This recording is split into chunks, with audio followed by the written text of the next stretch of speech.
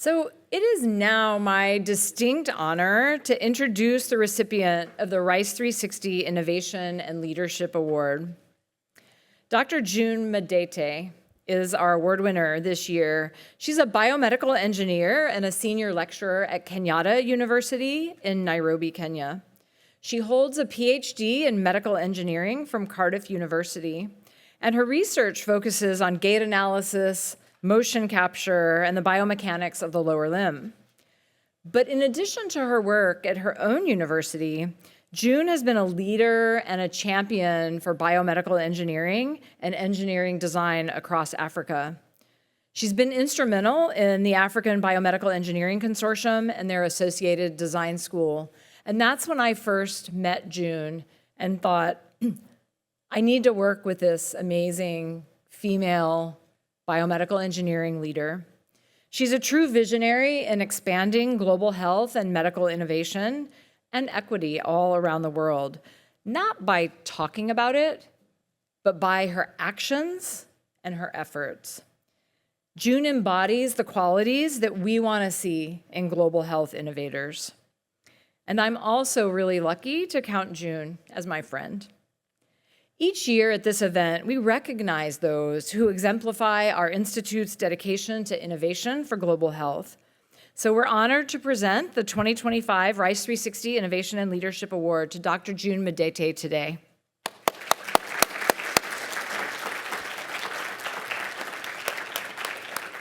Please join me in welcoming June for her keynote address.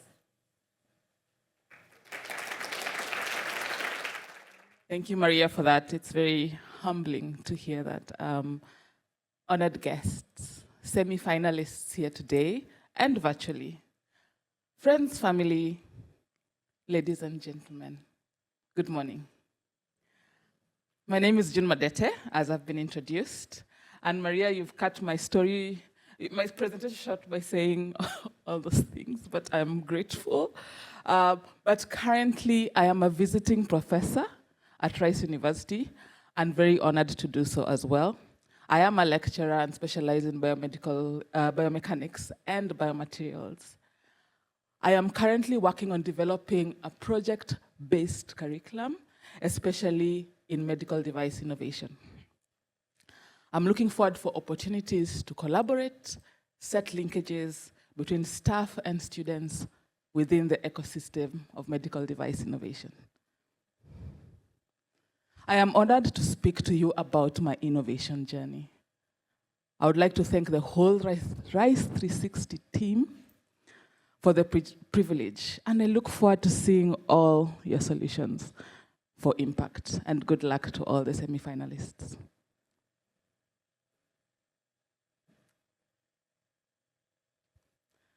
I would like to hear a bit about yourself. You've heard a bit about me. I'd like to hear about yourself, but not my name and what do I do, all that. I would like you to tell me what innovation means to you in 1 or 2 words. We're going to do a Menti, and that's the QR code. There are 2 ways to do it. You can either go online and enter the Menti code, or you can use the QR code.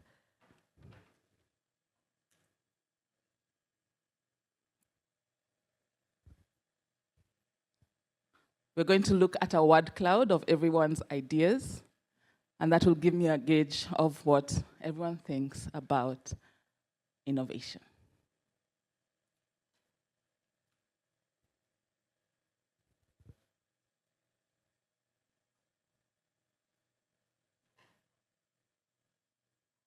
Hope, I like that.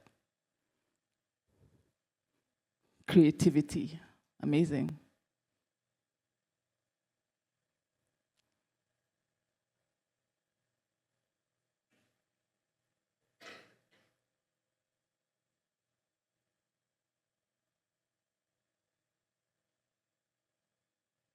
Future impact.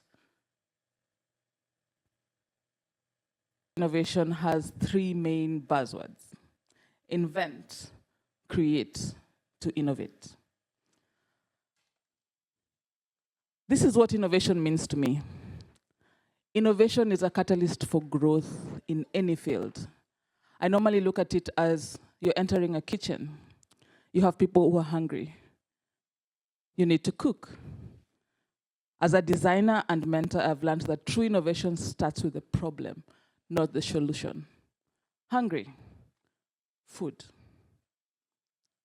Once the pain point is identified, hunger, creation begins, a dynamic, interactive process where vision transforms into tangible prototypes. Recipe. Here, speed and adaptability outweigh perfection. If it's hunger, you need to eat. You don't need to gourmet or become a professional chef. Progress demands action, not polish. Only when a solution creates real-world impact, feeding my children, for example, alleviating the pain point, hunger, it was designed to address the pain point it was assigned to address, then innovation happens. Because the world doesn't need untested potential, it needs a solution that is tangible and improves lives. I have used a simple meal, from if it's ramen or if it's a slow-cooked recipe that takes hours. The pain point was hunger, and you've solved it.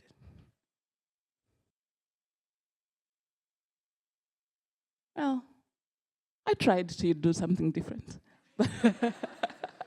I have been learning to active teaching, so I'm trying to use that so that we are not just listening to June speak, but we have an idea of what I'm going to talk about, and that's I'm going to focus on my innovation journey. I'm going to start to talk about how I started. We are a big family-ish, but very noisy-ish. We're 7 children. We've traveled a lot due to my father's job, so a global perspective was there from the beginning. I did my undergraduate at Cardiff University, where one of the biggest things I decided to do was become a research assistant during my summer period. It was, I didn't know what researching is or clinical trials are. That is in first year. You're just starting and you're doing all the mathematics and the computers and all that. So I went to do research assistant job, and of course there you're not the PI, you're just told what to do. And then I appreciated, and the research bug hit me. From there, I did my studies. We understood the concept of total hip replacement, for example, did motion studies, and we were able to come up with a protocol that justifies which surgical approach is the best. After that, I did all my many years and graduated, and that was one of my capstone projects to understand that, and we published some of the findings. I went back home to Egerton University, and I was hired as a research assistant. And because I didn't have a graduate degree, I could not lecture what they did. They put me in the workshop. The workshop was fun, but boring. So I was like, what can I innovate? So they have testing equipment that were down, like material testing equipment. I looked at this and I was like, these are steel rods, like beam bending, for example, if anyone is mechanical engineer, yeah, torsion. These are steel rods, we can make this in the lab. Why don't we give them as student projects? So I went and learned how to do machining. I learned how to do fabrication in welding. I also learned how to do molding and casting. So we were able to make material testing equipment, and that was very exciting. And we didn't have to purchase them, they're expensive, and they still proved the concept and taught the students how to do that. You're not seeing double. I did go back to Cardiff for my graduate studies. I went to do my PhD, and I did my postdoc, and I was there for 5 years. We did a lot of motion capture. We looked at neurological conditions such as stroke and Parkinson's disease. We did a lot of clinical trials, and I enjoyed making protocols and all that. But it was fun. I really did enjoy my time at Cardiff, but I was not making impact. I was scared to go back home because that means I'm going back where there's no biomedical engineering. I did not want to go do welding and machining anymore, but I wanted to make an impact. So I did not have a strategy. I did have a few more years in my postdoc, but it was time. So I went back to Kenya. And wow, has it been a good 12 years. I went back in 2013, and I started my job at Kenyatta University, and there were very many opportunities there. In 2013, we started our first biomedical undergraduate course, which was the first in the country. It was very inspiring, and we got a lot of support from management. I think that's why it started in the first place.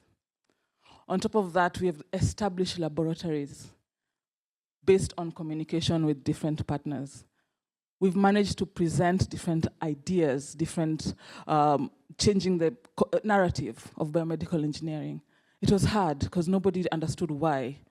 We have technical people, why do you need an undergraduate? So I had to change the narrative and explain, because we need to have impact. Maria mentioned African Biomedical Engineering Consortium. With any one of you who are in academia, it is very important to have a network of like-minded people. The consortium is a group of about 16 universities in Africa who who teach biomedical engineering and look at making an impact. We sit down together and rub our heads, try and understand what can we do better. And this has been very informative and has changed the narrative in the region.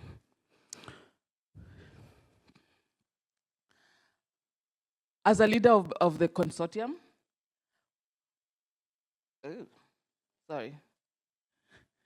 as a leader of the consortium, I was able to arrange design competitions every year, coordinate the network, and we have annual meetings every year, and it continued to grow. And that is where medical device design became one of my biggest passions.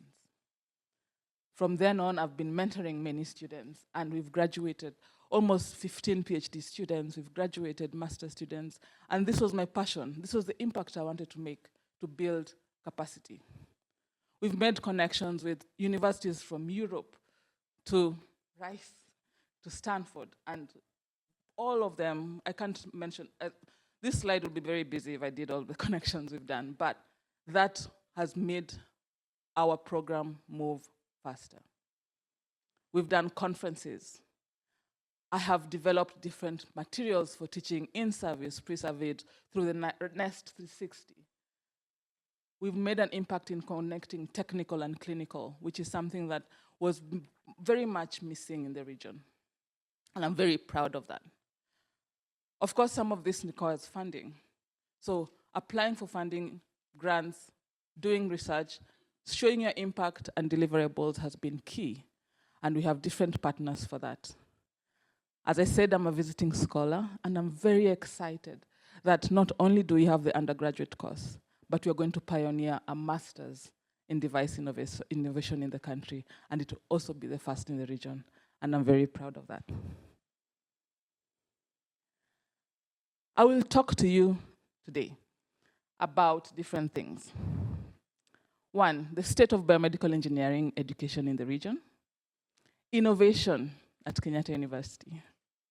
I'll do 2 case studies of some of the designs we have at Kenyatta University and how the progress is on that.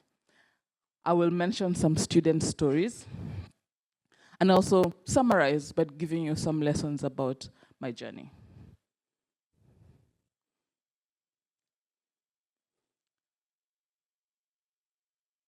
Leaping forward from the UK, now I'm in Kenya. I don't know what's what.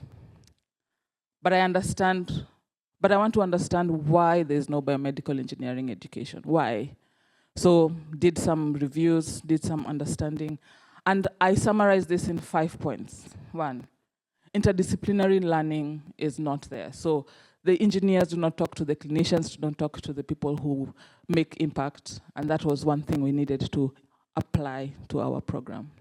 2, curriculum does not integrate the medical device design principles. For example, I always say you can have a business where you make a sandal, but you don't have to go to the regulatory framework to sell the sandal. But for medical device, you have to, especially when it comes to needs finding. Real-world problems or problem-solving experiences and case studies are always very important when it comes to design, and that is something that was lacking. When I say this, I mean that a professor would come to class, they'd give you a project like from a textbook, theoretical, and not something that is in the real world. So whenever that project ends, it goes back in the shelf, and nobody needs to see it, or there's no one to talk to. So real world problems help you have impact. Prototyping spaces. I believe this is one of the key areas. Engineers like to tinker. I call it tinkering. That's our kitchen. Yeah. And having that space to express your ideas is very key. We have laboratories in Kenya, but we did not have prototyping and fabrication spaces. And that's something I wanted to change as well. Academia and industry. If you want to produce market-ready products, it's very key for you to do that. And that was not happening in the region as well. I can go on, but these are the ones that I saw the first tackle, the first hill I'm willing to climb. At Kenyatta University, we want to change it. We want to take ideas, conceptualize new ideas, and transform them into impactful solutions. Understand the context in which Kenyatta University is situated to understand the process to impact. We can learn from different networks and ecosystems and partners, but we need to bring it back, something that works from our region. Understanding how embrace open source medical device design. We have a partner in the Ubora platform where you can collaborate. You can have a project in Kenya, collaborate with another project in Rice, for example. It's online. You can do all the documentation together. You can do all the ideation together. You can have all the drawings and design criteria and results together. And if there's a facility that can perform some of these tests in Rice, then the results can be translated back to Kenya and vice versa. Introduce active learning. I mentioned this where you embed invention in curriculum to engage students from the beginning to the end. And we've done that. We've reviewed our curriculum to make sure that is part of it. At the end of the day, we want to make a difference in comparating rapid prototyping spaces. I mentioned that that was something I saw very important, where innovators can convene and create ideas for impact. Finally, one of my biggest and most exciting achievements is creating a master's program to increase the regional capacity in medical device innovation. I said I'm going to talk about 2 studies. I'm not going to do a pitch, so forgive me. I'm going to tell it as a story. One of them, and these are 2 studies that are ongoing. The 2 groups who have done this have been doing it for many years. So it was in the lab, so it starts, and where they've left off, they continue. Where they've left off, they continue. So you'll see the story. So a low-cost laparoscopy device. The problem. This is a minimal invasive technique where surgeons operate using keyhole surgery, but it is expensive. Some go up to $200,000, and this cannot be afforded in many of the facilities in Kenya. But it's something that can change lives. The infrastructure that the tower needs, as you can see, we have several components. And this tower is taller than me. It's like this high. I don't know if anyone has seen the laparoscopy tower. It's really big. And the infrastructure to run that is countless. For example, even just inflating, you need gas. And sometimes these facilities do not have that. But the surgeons are like, if we could do this, we do not have to have open surgery for small, minor surgeries. If we can have something that's small, that's portable. So we went to the lab and had a need. What is the need? To design a device to perform minimal invasive surgery at a low cost for surgeons who work in hard to reach areas to reduce hospital wait times and improve post-surgery recovery. Our criteria. It needed to be locally sourced. Remember, we want to make it low cost. One. We needed to have a camera that works. Without a camera, then you cannot do minimal invasive surgery. And when I say that works, you're entering in blind, remember. It's in small incisions in your tummy. You have to go in and do the operation. The software that has control of the light, for example, to have white balance, to change orientation if you want to go vertical or horizontal, include controls, for example, and also design a casing that is light. One of the surgeons was like, if you can make it fit in my laptop bag, I will be happy. We were like, we'll try. So we started. Again, this is ramen stage. We went to the CAD. We did have a camera head. We did incorporate the camera. We just bought a simple camera. We did incorporate a light. And we were able to present this to our client. And they were like, this is perfect. This is what we need. And they really appreciated that. It was low cost, and it was functional. And we were able to present to the client and get feedback. However, they looked at it and they were like, we do not like the ergonomics, but it works. We did a proof of concept. As I said, we needed to think about the casing. Oh, sorry, I keep clicking the wrong one. We had a casing that we developed in the lab, which was, Perspex, 3D printing, the orange ones, and we have the handle, the camera head there with the buttons that you can do orientation.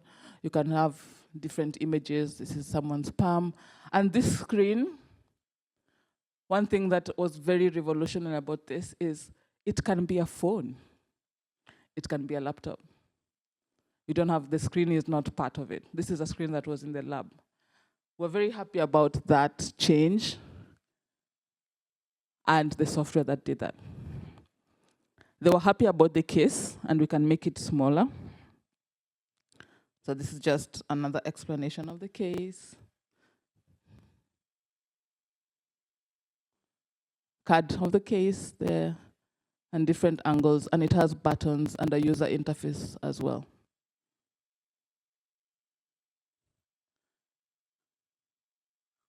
One of the key things I learned over my journey, engineers can always make things. We love making things, but we have our own ideas. We're like, I think this would work. So we went back to the surgeons. They were like, well, remove the housing, we don't need that, or reduce the diameter of the scope, we don't need that, and etc., etc. I'm saying it lightly, but this was key. They're the ones who are going to use it. It was key so that it doesn't remain in the lab, but goes to market. We had several meetings, and the clients were happy, so we have a client there looking at it. That is the size of the camera head now, and we're very happy about how the progress is going. Even if the design module can significantly reduce acquisition costs, improve surgical accessibility in rural areas, there is still room to iterate. And that is a very key lesson. This study has been a journey that has taken years, well, like 3 years. We're not in market yet, but we've already seen impact. One, Award-winning. Every year, we are invited to the Surgical Society of Kenya conference. They actually accepted our abstract this morning for the one that is happening this year. And we are very happy to go to this conference and always get feedback from the user. Kenyatta University acknowledged this innovation as the Innovation of the Year in the Christmas Awards, Vice Chancellor's Awards last year in December, and we're very excited about it. We have a project of invention education where we give Catalyst Awards. So they received a Catalyst Award this year as well for their study. So it was very, very, very exciting that the impact is being seen. Shaping systems is very key for me as well. Presenting at conferences is important, but also presenting nationally. We've been invited for the Kenyan National Innovations Conferences to present, to showcase the project. We've presented to different funders and investors by invitation, so that makes me, that is already shaping the system. We are hoping to start a startup and also obtain IP for the design. So win-win all the way. The second one is a negative pressure wound therapy device.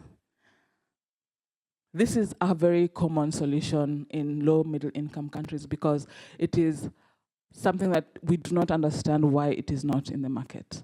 And it's a problem. It's expensive, but it's something that can save a lot. It treats difficult wounds by sealing them using a vacuum, and it aids in healing, which is something that, why would you not need that? And of course, encourages formation of new tissues. We have an example here. I don't know, yeah, you can see the price. That's the cheapest we found, $726. Some facilities cannot justify that amount. So how do we reduce it? So the challenge was to design and develop a portable and power-efficient negative pressure device for suction and wound therapy for surgeons in low resource settings to reduce wound healing time, infections, and hospital stay. Again, engineers, we like making our designs very bulky, but this is step one. I always call this the ramen. We have it, we'll show it to the client, and our criteria was to make it cheaper. If we can go less than $100, perfect. Lower will be better. Try locally manufacturing, less consumables as much as possible, incorporate suction, so you have two devices in one, a portable one as well, low power consumption, and if it can use battery, that is even better. So this is the device that was done. Again, 3D printing, 3D printed case. We have a gauge that is off the shelf. A user interface. We have the alarm as well. We have suction. Yay. What is my favorite thing again? Feedback from the client. We went with it. We were very proud of it, actually. We were like, look, we made this.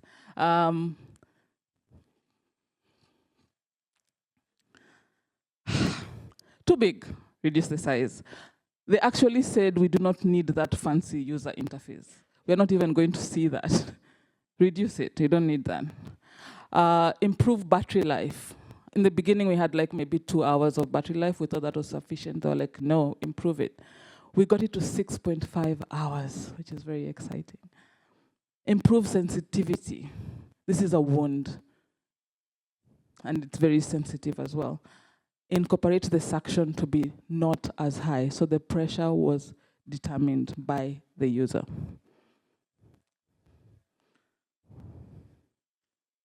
So we did testing. We have the suction test, the pressure test, and also the therapy test. We were able to produce suction, and we were able to have a constant pressure that was defined by the user that does not harm the patient. So we're very excited about that and optimized these results. Impact. We presented nationally, and also within Kenya.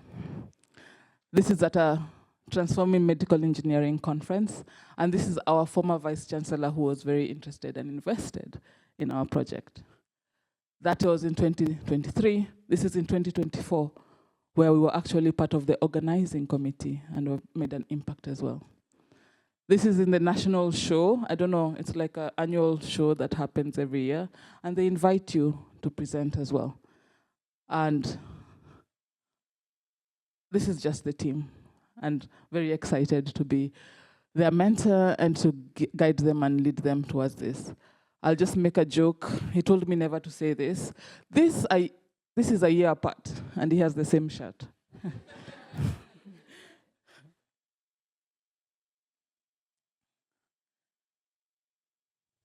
From these two design challenges, I picked two.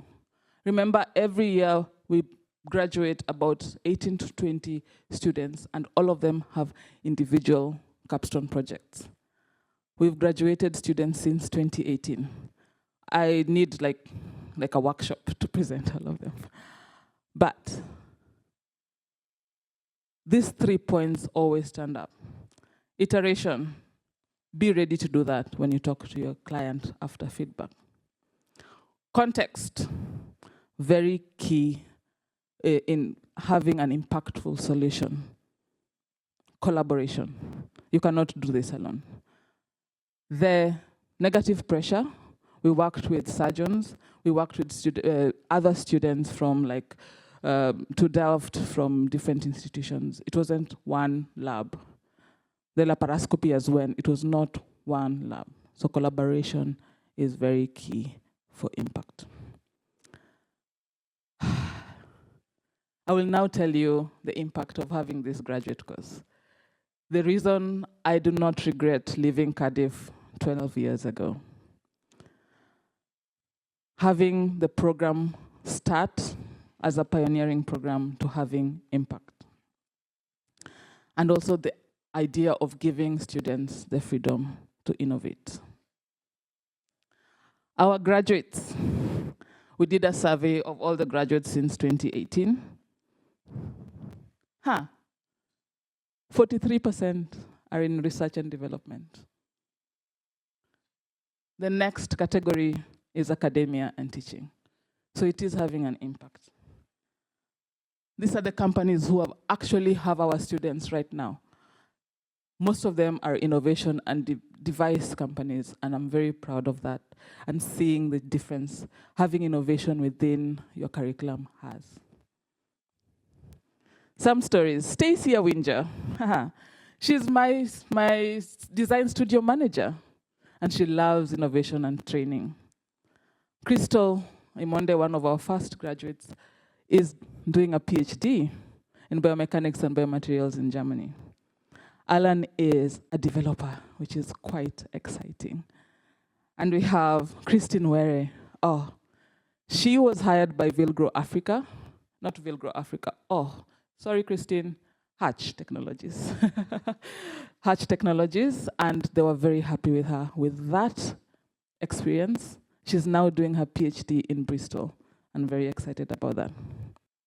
People, project goals, being present, and being ready to pivot. Your project success is anchored on the strengths of the people around you. I've experienced that day by day by day. You might have the best project, but if you don't have the people, it might not work. So this is my team in Kenya. I think some of you know some people here. This is also my team back in Kenya, and this is the RISE 360 team earlier this year. Also, I can feel like 20 slides of all the pictures. A project journey is long. Establish a goal that always guides the project's direction. I normally see it like running a marathon. You can do 26 miles and finish, and you have the ribbon and you feel nice. That was the goal. But who said you cannot run 52 miles? Nobody. but you've reached a goal, you can celebrate the win.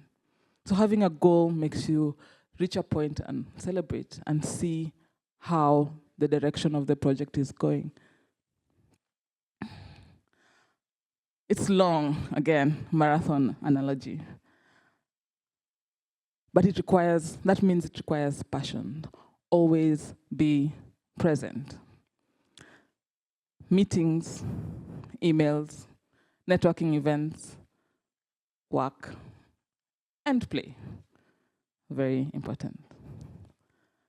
Prepare to pivot. Every project will present you with opportunities and challenges. It is important to know when to take the risks, when to walk away, and how to determine the best outcome.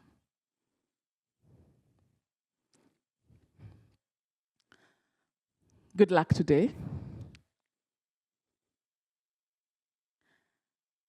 One of my very first mentors was a professor at University of Cape Town called Professor Tanya Douglas. She did a TED Talk years ago, and about 6 years ago. Her TED Talk basically focused on the job of an engineer. An engineer's job isn't just to make new technology, it's to solve problems. By merit of all of you being here and being semi-finalists, you have already accomplished that. Being both a local and global innovator, it made me realize that having that innovation begins with walking in the dust, for example. Listening to the struggles, for example, for health workers, that's the client. And to appreciate how to see problems others ignore and to build what we need. Thank you very much. This is Kenyatta University. You saw the entrance. We're walking out now at sunset. But some parting thoughts from me to you as our future innovators. Don't just design, solve. Don't just invent, implement. Don't just imagine, build it. One practical solution at a time. Thank you very much and have a great day.